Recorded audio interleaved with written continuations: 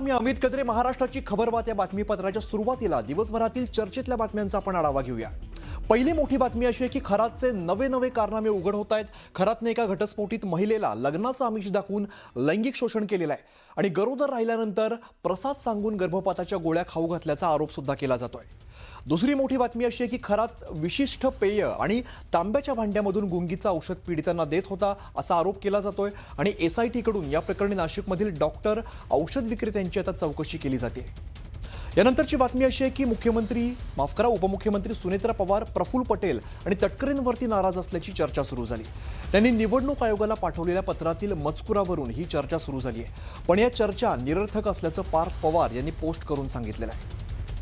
पुढची बातमी आपण बघणार आहोत ती म्हणजे बॉक्सिंग फेडरेशन अध्यक्षपदावरून महायुतीच्या नेत्यांमध्ये जुंपलेली आहे आणि शिवसेनेच्या राहुल शेवाळेंच्या निवडीच्या घोषणेवरती भाजपच्या प्रवीण दरेकर यांनी आक्षेप घेतलेला आहे.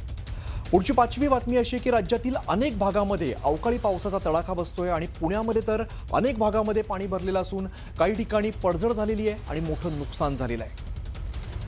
दरम्यान आपण पहिल्या मोठ्या बातमीने सुरुवात करतो. नाशिकमध्ये उघड झालेलं भोंदू अशोक खरात प्रकरण आता आणखीन गंभीर वळणावरती पोहोचलंय. महिलांवरील अत्याचार, शस्त्रांचा गैरवापर आणि बेहिशोबी मालमत्तेनंतर आता या प्रकरणामध्ये गर्भपात आणि गुंगीकारक औषधांचा वापर झाल्याचं समोर आलंय. इतकंच नव्हे तर अवतारी पुरुष असल्याचा दावा करत खरात महिलांना त्या मागच्या जन्मात अप्सरा असल्याचं सांगत होता आणि एका महिलेचा त्याने गर्भपात देखील केलेला होता. दरम्यान खरातला 7 दिवसांची पोलीस कोठडी सुनावण्यात आली. याचं घडलं असं की आतापर्यंत खरात विरोधात समोर आलेल्या तक्रारीत एक तक्रार जबरदस्तीने गर्भपात केल्याची आहे. एका घटस्फोटीत महिलेला जाळ्यात ओढत लैंगिक शोषण केलं. त्याने पीडितेला आपण अवतारी पुरुष तर तू गेल्या जन्मीची अप्सरा आहे असं सांगितलं आणि लग्नाचं आश्वासन देऊन वारंवार लैंगिक शोषण केल्याची धक्कादायक माहिती समोर आली. त्यानंतर पीडिता जी आहे ती गरोदर राहिल्याचं लक्षात येताच त्याने मंतरलेलं औषध सांगून पीडितेला गर्भपाताच्या गोळ्या खाऊ घातल्याची तक्रार आहे असं समजतंय.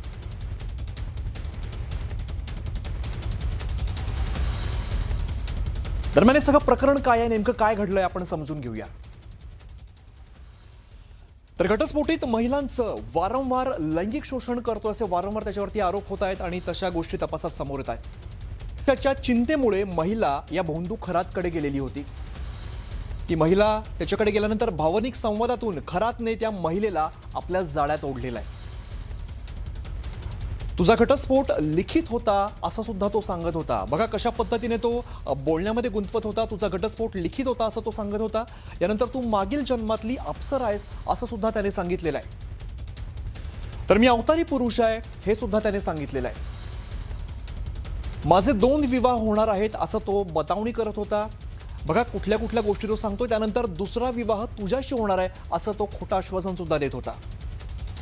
तर तांब्याच्या भांड्यामधून पाणी पाजून वारंवार या भोंदू खरातने लैंगिक शोषण केलेलं आहे. तर खरातपासून पीडित महिला जी आहे ती गरोदर राहिली. त्यानंतर काय काय घटनाक्रम आहे तर तंत्रमंत्र केलेलं जे औषध आहे सांगून गर्भपाताच्या गोळ्या त्या पीडितेला खाऊ घातलेल्या आहेत. गर्भपात झाल्यानंतर पीडितेची खरात विरोधात तक्रार बघायला मिळालेली आहे. अनेक वेगवेगळे आरोप त्याच्यावरती करण्यात आले. दरम्यान अशोक खरातच्या